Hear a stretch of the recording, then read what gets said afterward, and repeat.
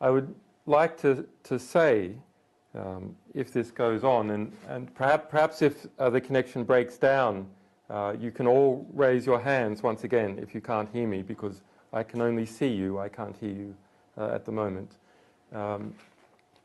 So I would just firstly like to say congratulations to Tom Finger and a very important talk that he gave. Of course, well made and politic, but I think there are nuggets in there that are quite important to understand. I was involved in 2007 and 2008 at looking at what was happening to Iran. Now, from that process, I'm fully aware of some of the pressures that were on Tom. A lot of people did a lot of good work. Perhaps the most important was Tom Finger's in trying to correct the movement towards war with Iran based on lies.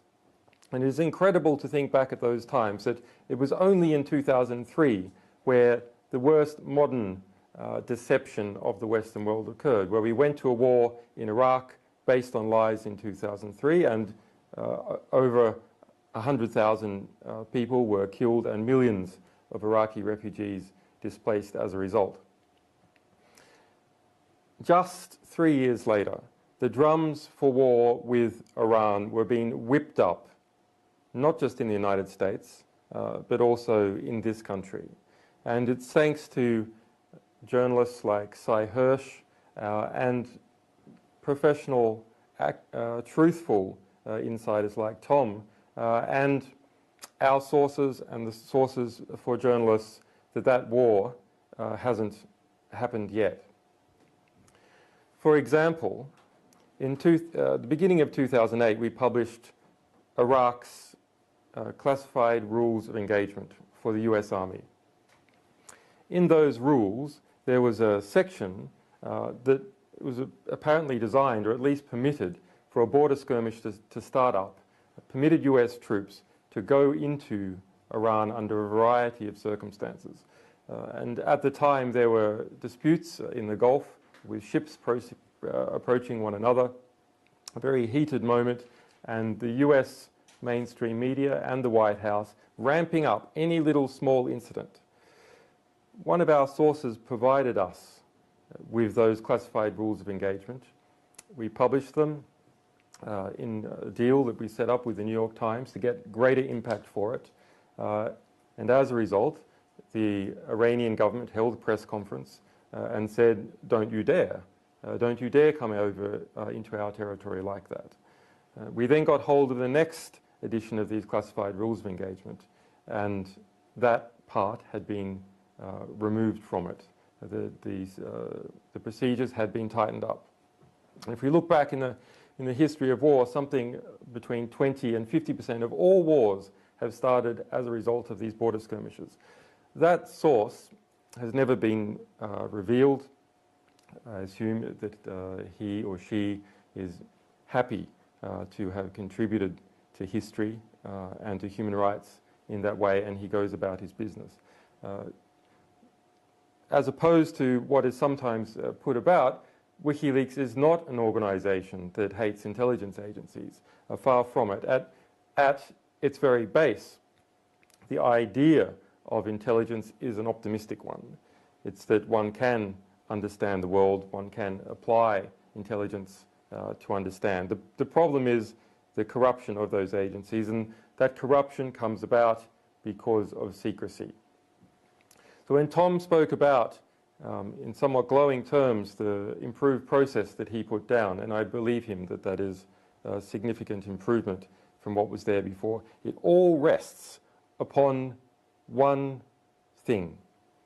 It rests upon the abilities of people in those agencies to get out information to the public when those processes are not followed. We might have depoliticized analysts working in intelligence agencies who are, to all intents and purposes, mere robots. Perfect machines with perfect accuracy.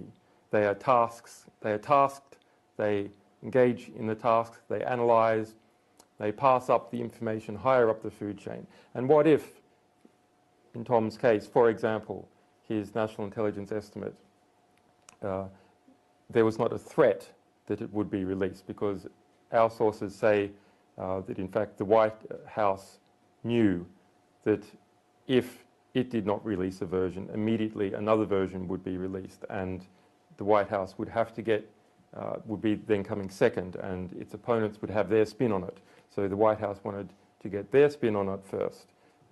It's only through this pressure of producing analytical product to the public that these sorts of agencies are kept honest and don't become simply robots that are in effect, perhaps it's drawing the bow too far, but some kind of Hitler's willing executioners, mere people who act as robots, who are told to carry out a task and do it. That is not enough. It is not enough to agree to carry out a task for superiors. That is the Nuremberg defense. We must all look to ourselves and understand whether what we are doing is right and just, not just according to the views of our superiors, but according to the long view of history, according to human rights and to our feelings of compassion, if we have any. Now, the war for the push to a war with Iran is far from over. The push for a war with Iran is far from over, and the debate now is occurring in the public sphere as well as in in various maneuvers by different intelligence agencies, the machinations that are happening in Syria and so on. Now I want to look at some of those. Our cables revealed, for example, that this country, the United Kingdom, engaged in a conspiracy to kill off Press TV, the Iranian state TV station, the Iranian equivalent to the BBC, from being able to broadcast into the United Kingdom. They cut off its satellite feed, which is one of the Sky satellites to this country, the death penalty, effectively, for a national broadcaster. What does that mean? Well, it means that the Iranian government can't get out its view.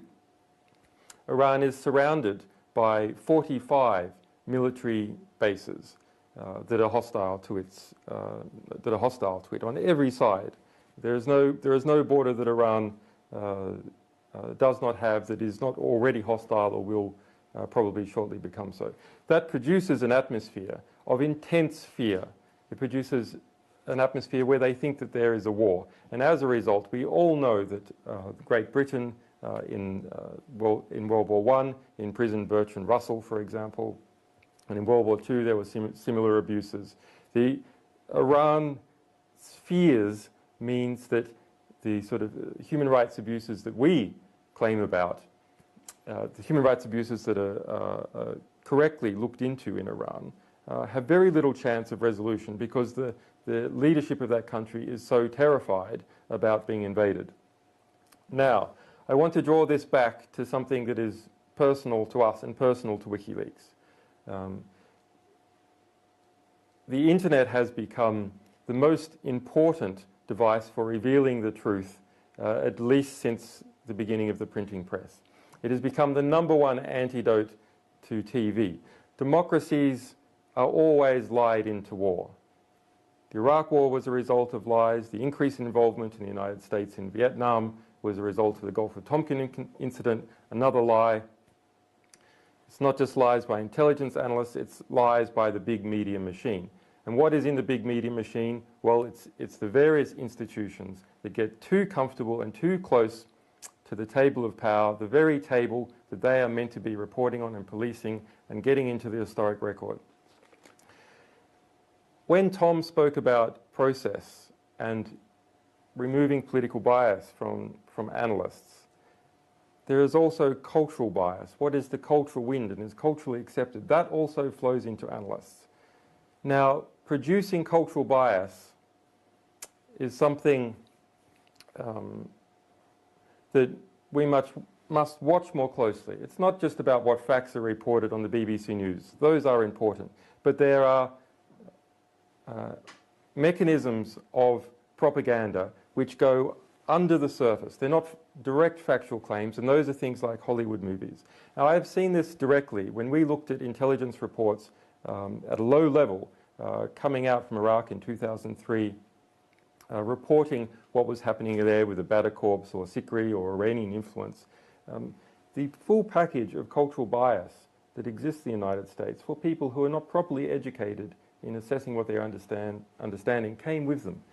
Eventually, those reports and analysts did learn more about what was happening, and by the middle of 2003 were, in fact, sometimes passing up true reports of what was happening, that there is going to be a sectarian crisis in this country. That was known by Marines G2 intelligence, for instance, halfway through 2003. Completely denied by the political leadership. So it's not enough to produce accurate reporting, because if political leadership won't let it out, what are you going to do? No, analysts must be responsible, not to political leadership. Analysts must be responsible to the public, and they must be responsible to the historical record. Now, we have something here, which is a recent acquisition of WikiLeaks, although we've been following the matter for some time. And this is the script to a tens of millions of dollar budget DreamWorks movie. What is it about? It is about us, nominally. It is about WikiLeaks, the organization. It is a mass propaganda attack against WikiLeaks, the organization, and the character of my staff and our activities and so on. But it is not just an attack against us. It is an attack against Iran. It fans the flames to start a war with Iran. And it's coming out in November. It's being filmed now. Benedict Cumberbatch is playing me. This movie has British involvement, and people in Britain should be concerned about it. How does it open? Well, and this has not been previously disclosed before, the opening scene is in a military complex in Tehran. The camera comes in, closes up on a file, and it is a design for a nuclear bomb marked with nuclear symbols. There's notes and whispers all around, and they're in Farsi, they're in Persian. There's an older scientist speaking. A high-speed camera will measure the explosive charge we've designed to trigger the chain reaction. It is then revealed by the camera 4 scientists in white coats walking in a windowless corridor. The youngest, Simsana, remember that name, Simsana, writes on the file, "The dimensions of the payload are consistent with a Shabab missile." Okay, that's the opening scene. Iran is working on an atomic weapon. The opening scene of a film about WikiLeaks. How does this have anything to do with us? Well, we'll come to it. The next scene concerning Iran is in Cairo, where that Iranian nuclear scientist is meeting a US CIA agent, Kate. Close up again on the handwritten diagram of a nuclear bomb, the same diagram as we saw in the opening. And Saman says, I copied it from memory. I copied it from memory. They're testing the explosive in the next 6 months. Now remember what Tom's National Intelligence Estimate found. Iran did not have a nuclear program. All 16 US intelligence agencies feeding into that report said that was the case with high confidence, and has been reconfirmed every year since that point. The senior diplomat, who's also at the table with the CIA agent, says, "Shit, we thought they were at least 3 years away from a bomb." Another lie. Tom's report does not say that they're 3 years away from a nuclear bomb. So it's a lie upon a lie, a great big budget thing that's going to be pushed out in November. The Iranian nuclear scientist then says, if it works, they won't hesitate to sell the technology. And even if one of these things, if it works, they won't hesitate to sell the technology. And even if one of these things gets into the wrong hands, they'll sell it anyway.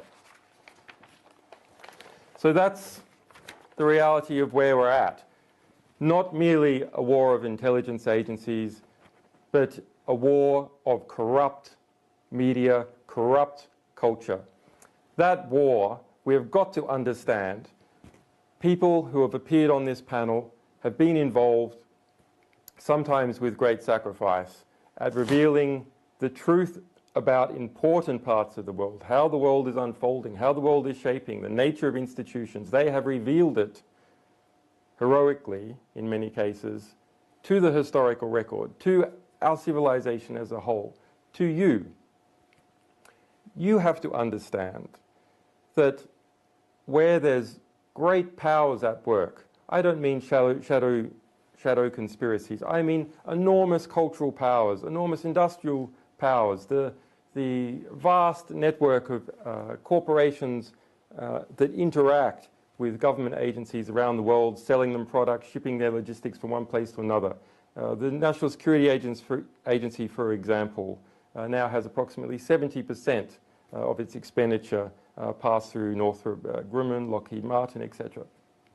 This produces a lobby that pushes in particular directions. How is it that such a lie got into a script about WikiLeaks? How is it that in the light of that national intelligence estimate, that anyone could think that it was tolerable, acceptable to foist that lie upon the public, that it would make it all the way through the Hollywood system, that distributors would pick it up?